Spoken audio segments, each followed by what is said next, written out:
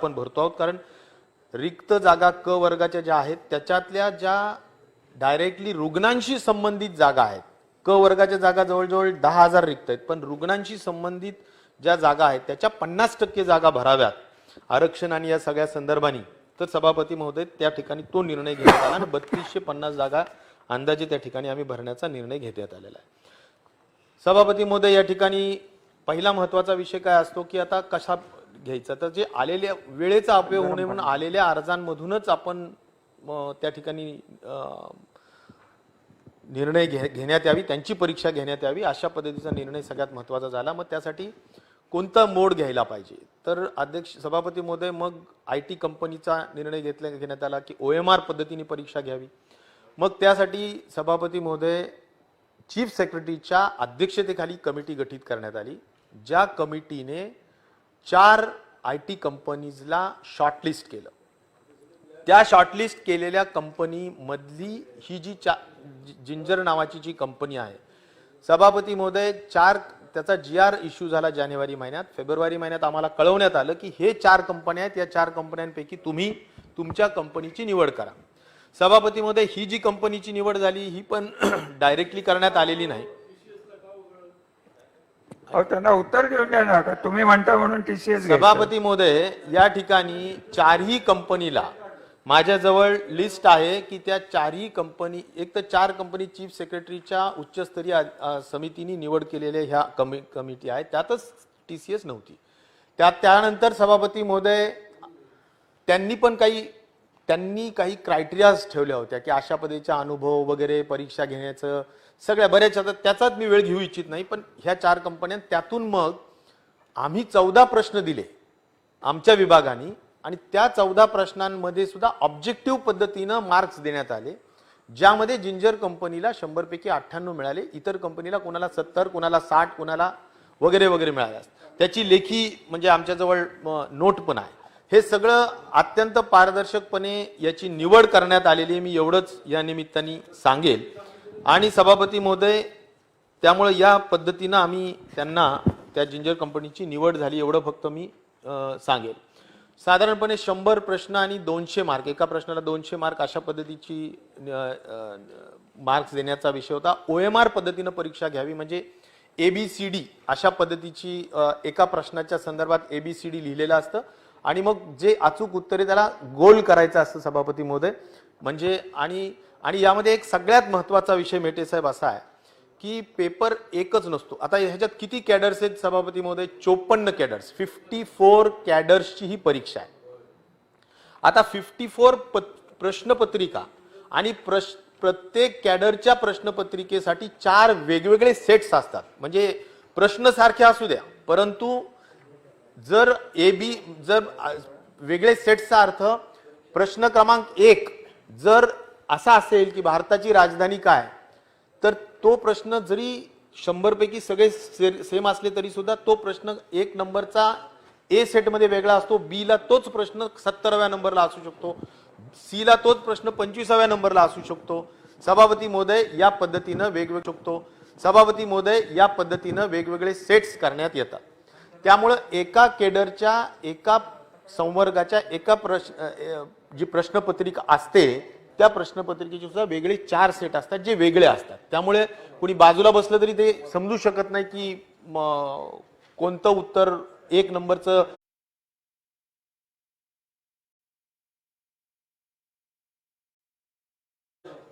उत्तर A बरोबर आहे का तेच उत्तर दुसरं असू शकतं. अशा पद्धतीचा मी मुद्दाम या ठिकाणी माहिती सांगतो ना. मी सगळ्या तुमचे जे 4-5 मुद्दे आहेत त्या सगळ्या प्रश्नाचं उत्तर देणारे, तुम्हाला माहिती आहे मी कुठलाही एकही प्रश्न, आणि सभापती महोदय मी या ठिकाणी सांगू इच्छितो, मला स्वतःला सभागृहालाच विचारायचं एक्झॅक्टली की सांगा काय करायचं हे, कारण प्रश्न असा आहे की 5-6 जे काही मुद्दे त्यांनी उपस्थित केले. कारण दुसरी बाजू ही लक्षात घेतली पाहिजे सभापती महोदय की विद्यार्थी डोळ्यात तेल घालून वाटही बघतायत की बाबा ह्याचं आम्ही एवढा अभ्यास करून प्रश्न दिलेले आहेत आणि आमचं काही दोष नसताना आता काय जी काय पेपरबाजी झालेली त्याच्यात ज्या काही गोष्टी झालेल्या आहेत किंवा जी काही सांगितलेली परिस्थिती आहे त्या अनुषंगाने. तर सभापती महोदय, या ठिकाणी मला हे सांगायचं होतं, माहिती डेटा पाहिला की 54 संवर्ग आहेत, कशा पद्धतीने प्रश्न पत्रिका वगैरे सगळ्या गोष्टी झाल्या.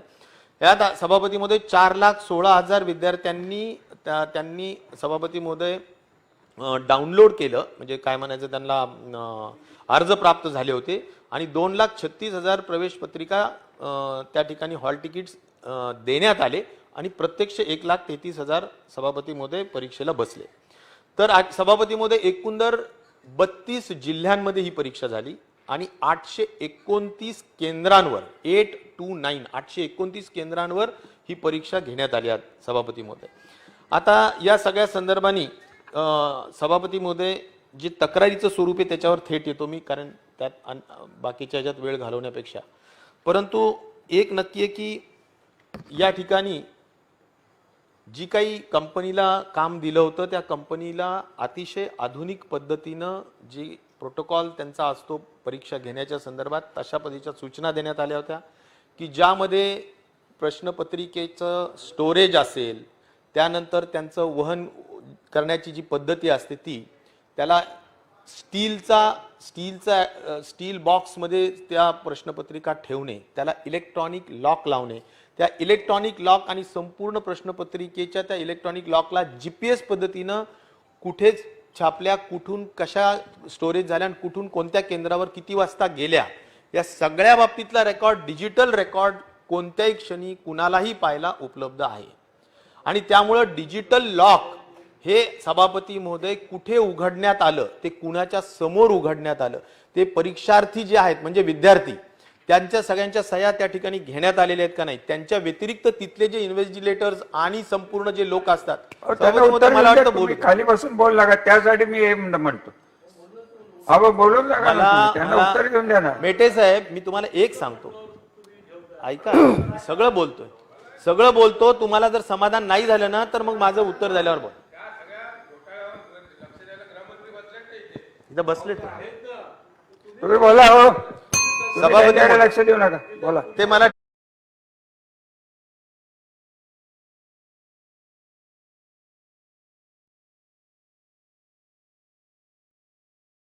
डिस्टर्ब करतायत. आमचे मित्र आहेत ते पण मित्र असून डिस्टर्ब करतायत, बरोबर ना?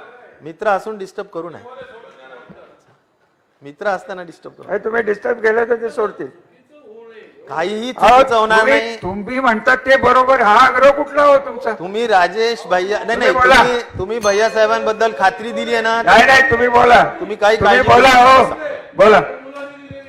सभापती महोदय, मी या ठिकाणी सांगेल की सभापती महोदय जे आता महत्वाचे म्हणजे कशा पद्धतीने हे आधुनिक पद्धतीने हे करण्यात आलेलं आहे हे मी मुद्दाम माहिती म्हणून सांगितलं. त्याचा सगळा रेकॉर्ड कसा उपलब्ध आहे हे मी माहिती म्हणून सांगितलं आणि कायमस्वरूपी उपलब्ध राहील, त्यात काही वादाचा विषय असण्याचं कारण नाही. आता महत्वाच्या तक्रारीवर येऊ. 5-6 तक्रारी आहेत, त्या प्रत्येक तक्रारीचं 1-1, 2-2 ओळीचं मी उत्तर या ठिकाणी देऊ इच्छितो. पहिलं सभापती महोदय या ठिकाणी असं आहे की 2-3 असे प्रश्न आहेत की ज्या संदर्भात आपण पुन्हा परीक्षा घ्यावी का, हा एक महत्वाचा विषय.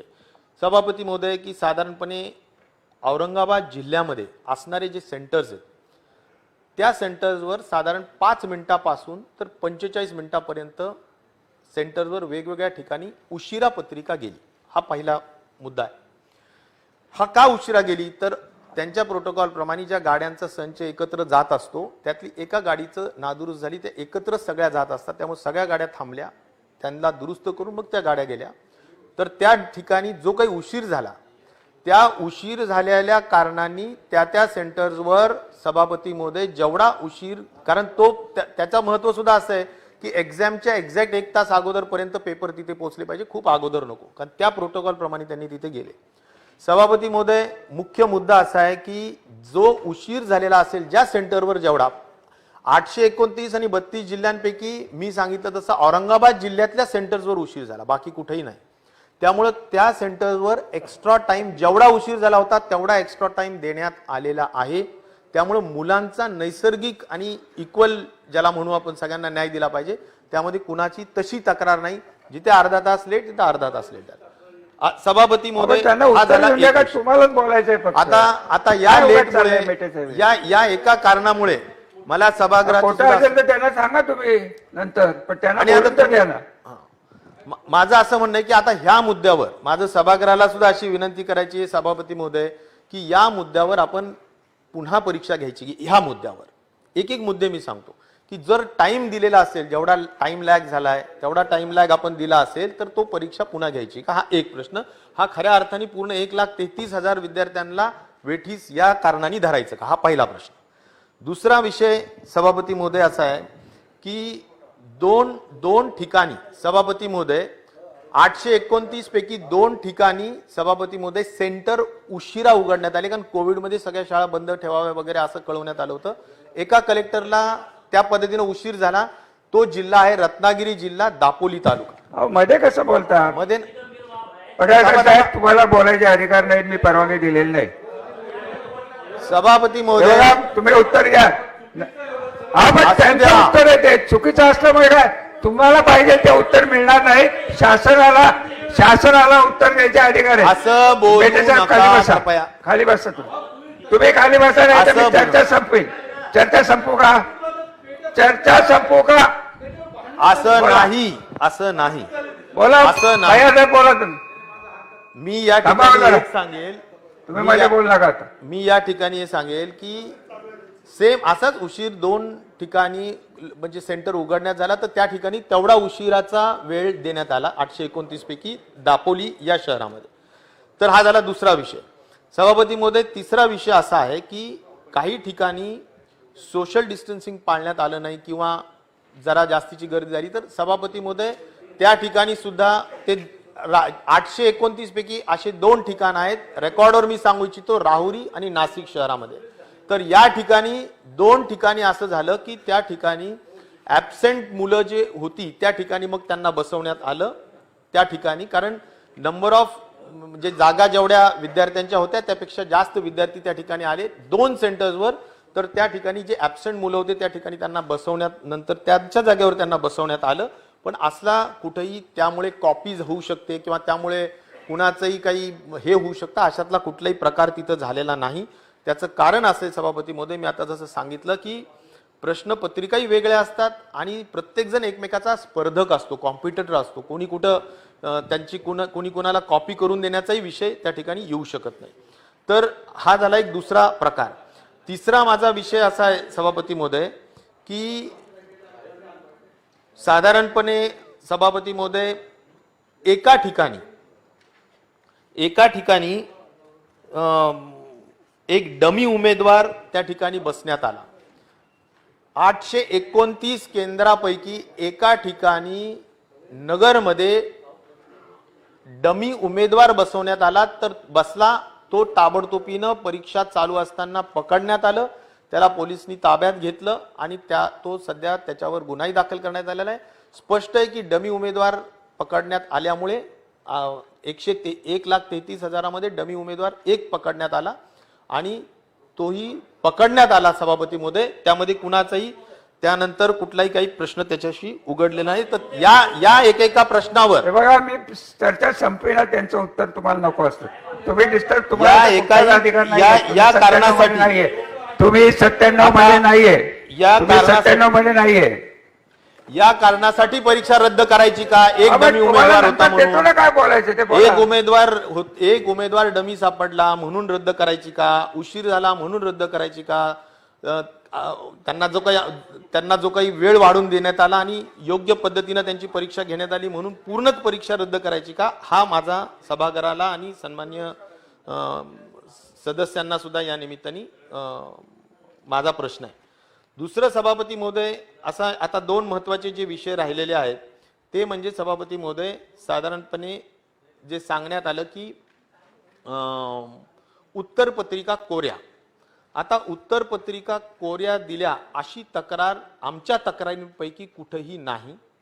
जी तक्रार असेल त्या तक्रारीची खात्री आम्ही नक्की करू, परंतु तक्रार ज्यावेळेस शासनाकडे आलेल्या जेवढे मार्ग आहेत त्या सगळ्या मार्गांचा पूर्ण अभ्यास केल्यानंतर कुठेही तशी तक्रार सभापती नाहीये आणि त्या दृष्टिकोनातून मला वाटतं तशी तक्रार असली तर जरूर सांगण्याची गरज आहे.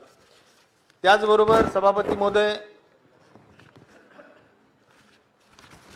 या सगळ्यांच्या व्यतिरिक्त आता जो महत्वाचा विषय सांगण्यात येतोय की उत्तर पत्रिका जी काही फुटल्या, तर त्या बाबतीत मी एवढं सांगेल की औरंगाबादमध्ये चिकलठाण्यामधली जी शाळा होती त्या ठिकाणी सभापती महोदय एका विद्यार्थ्याला परीक्षा केंद्रावर ऍक्च्युअल तो परीक्षेला जात असतानाच त्याला इलेक्ट्रॉनिक गॅजेट्स वगैरे, त्याला इथं असा कॅमेरा बसवलेला असं पकडलं, त्याच्या कानामध्ये काही त्याला इयरफोन्स वगैरे होते, त्याला पकडलं, त्यांनी परीक्षा सुरू करण्याच्या अगोदर त्याला पकडलं, त्यामुळे त्याच्याकडून पेपर गेला अशातलाही कुठला प्रकार झालेला नाही. परंतु त्याच्याकडून लगेचच हे पण वधवून घेण्यात आलं परीक्षा की कुठेतरी एक सेंटर आहे औरंगाबादमध्ये खोकडपुऱ्यामध्ये की ज्या ठिकाणी एक संस्था किंवा एक सायबर कॅफे तिथे काही प्रश्नपत्रिका मागून घेऊन उत्तरपत्रिका देणार आहेत. त्याच्याकडून ते कळाल्यानंतर तिथे ताबडतोबीनं पोलिसांनी छापा मारला, त्यांना संपूर्ण 2-3-4 लोकांना पकडले, ते संपूर्ण अटक आहेत. त्यांच्याकडे जे काही कागदपत्र आहेत ते हातात घेतलेत. त्यातून जे लक्षात आलेलं आहे सभापती महोदय, हे बघा एक मिनिट बस. हे बघा मी तुम्हाला पडळकर साहेब नीट दोनदा सांगितलेलं आहे की 97च्या चर्चेत ज्यांचे नाव आहेत त्यांनाच भाग घेता येतो. ही काही सार्वजनिक 200, पण त्याला मी तुम्हाला नाही म्हणलंय. त्यामुळे माझे हे पूर्ण अधिकार आहेत, तुम्हाला बोलता येणार नाही. तुमचा नाही मी रेकॉर्डवर घेणार नाही. तुम्ही खाली बसा, तुम्ही खाली बसा. काय कबूल करतो मी काहीच कबूल करत नाहीये, मी ते सांगतो. अहो कबूल करायला तुम्ही आले बसलेत का? त्यांना त्यांचे योग्य उपाय ते सांगतायत. तुम्हाला पटत नसलं तर तुम्हाला मार्ग मोकळे आहेत. मेटे साहेबांनी सांगितलंय, त्यांचं उत्तर मान्य नाही झालं तर कोर्टात जातील. मग सरकार देतंय ना उत्तर, सरकारला उत्तर तर देऊन द्या. सभापती महोदय, या ठिकाणी ज्या लोकांना पकडण्यात आलेले आहेत त्यांच्याकडे जे कागदपत्र हस्तगत करण्यात आलेले आहेत त्यामध्ये सभापती खाली बसून न बोलण्याची सवय कृपा करून महत्वाचं कन्क्लुझिव्ह सांगतो. मी या निमित्ताने एक सांगेल की एक आरोग्य अधिकारी नावाचं एक चला बाहेरच्या वाटपात ते सांगतो.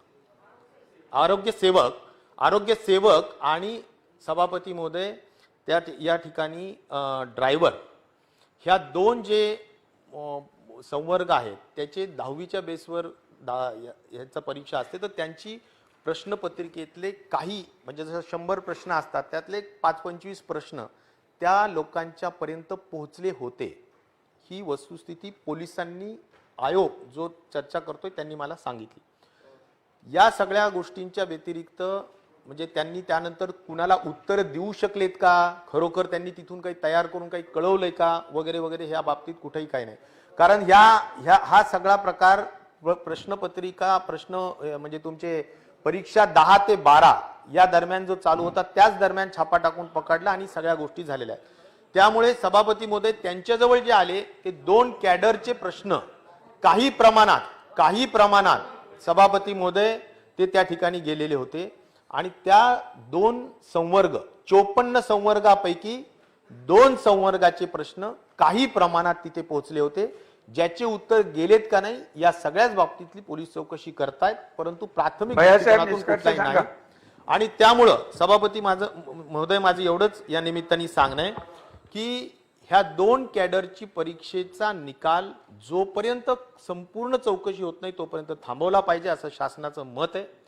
तिसरा एक महत्वाचा विषय सभापती महोदय एवढाच आहे की एका ठाण्याच्या हद्दीपर्यंत, कारण हे रिजनल हे असतात, कार्पेंटर नावाचं जे सुतार नावाचं पद असतं तर ते रिजनल पद आहे आणि ते पद भरण्यासाठी ठाणेच्या मध्ये जी परीक्षा झाली होती त्या सेंटरवर सभापती महोदय अशी एक गडबड झाली तिथे की 2 सेंटर देण्यात आले होते, परंतु प्रश्नपत्रिका एकाच सेंटरवर गेली. त्यामुळे ज्या दुसऱ्या सेंटरवर जी मुलं होती ती जाऊपर्यंत उशीर झाला होता. तर तेवढी जी काही कार्पेंटरची जी परीक्षा आहे ती साधारण 60 मुलांची आहे, 60 विद्यार्थी, पण पद 2च आहेत पण 60 विद्यार्थी आहेत. तर या निमित्ताने मी एवढंच सभागृहाला आश्वासित करू इच्छितो की कार्पेंटरची परीक्षा पुन्हा घेण्यात येईल. सभापती महोदय, कार्पेंटरची परीक्षा पुन्हा घेण्यात येईल. हे 2 जे आरोग्य सेवक आणि सभापती महोदय सगळ्यात महत्वाचं ड्रायव्हर, या बाबतीतला संपूर्ण पोलीसचा तपास आता तो सायबर कॅफेकडे सुद्धा दिलाय, कारण हे सगळं कुठून आलंय, काय आलं सगळं. सायबर कॅफेचा पूर्ण रिपोर्ट आणि संपूर्ण चौकशी होईपर्यंत त्याचा निकाल सायबर सेल म्हणायचं. सायबर सेलकडे दिलेला आहे आणि सायबर सेलकडे दिलेला आहे, त्यांचा रिपोर्ट येऊ द्या. आणि म्हणून ह्या 3 कॅडर्सचं आम्ही निश्चित प्रकारे निकाल थांबवलाच पाहिजे, थांबवणारच आहोत. परंतु इतर जे काही कॅडर्स आहेत त्या बाबतीतलं मला सभागृहाच्या सन्मान्य सदस्यांना आणि सर्व सभागृहाला पूर्ण आदरपूर्वक सांगायचंय, कुणालाही काही माहिती मला जरूर कळवावं, परंतु तक्रारी जेवढ्या आल्या ज्या कॅडरच्या संदर्भात आहेत त्या कॅडरच्या संदर्भातल्या ठीक आहे. ज्या गोष्टी मेटे आहेत त्या साहेब, निकाल एकच घेतल्या. मिनिट. बाकीच्या बोला. सगळ्या संदर्भातला मला नाही रे, नाही. निकाल लावायला निरंजन अडचणीचा वगैरे विषय आग्रह असू धरतो. शकत नाही. माननीय मंत्री महोदयाचा नाही हो, खरंच तुम्हाला बोलताच येत नाही. खरंच मोठा उगाच का सत्कार केला बोलताय? पाहिजे. त्यांचा सत्कार यासाठी तुम्हाला केला बोलता येत नाही, पाहिजे. तुम्ही हात जेवढे वरती करा. मुद्दे सभापती महोदय मी मांडले ते सगळे झाले नाही, पण काही प्रमाणात झाले. म्हणजे काय झालं, हे बघा, मी एक सजेस्ट करू का तुम्हाला? प्रत्येक गोष्ट एक मिनिट, सभापती एक महोदय मिनिट. मेटे साहेब माझं ऐका, तुम्हाला मदत करतो मी. एक मिनिट. ही गोष्ट उशीर झाला का आम्ही मान्य नाही केलं, नाही काही सेंटरवर झाले, पण त्याचा अर्थ पूर्ण परीक्षा घ्यायची का, तर त्याचं उत्तर माझ्या दृष्टिकोनातून नाहीये. ते तुम्ही कोण विचारणार? शासनाचा निर्णय आहे. हे भैयासाहेब, मी उत्तर देतो आणि तुम्हाला. अर्धा तास भैयासाहेब, लेट एक आली, मिनिट तो थांबा. अर्धा तास आपण एक्सटेंड करून दिला. मंत्री महोदय जरा बसा जरा. एक मिनिट. मेटे साहेब, मंत्री महोदय सुस्पष्ट बोललेले आहेत. त्यांना जे वाटलं शासनाचा धोरण, जरा एक मिनिट ऐका माझं. इतकंही बोलले की कोणाच्या तक्रारी या परीक्षेविषयी विथ पुरावा असतील, विथ एव्हिडन्स असेल तर त्यांच्याकडे द्यावा. माझे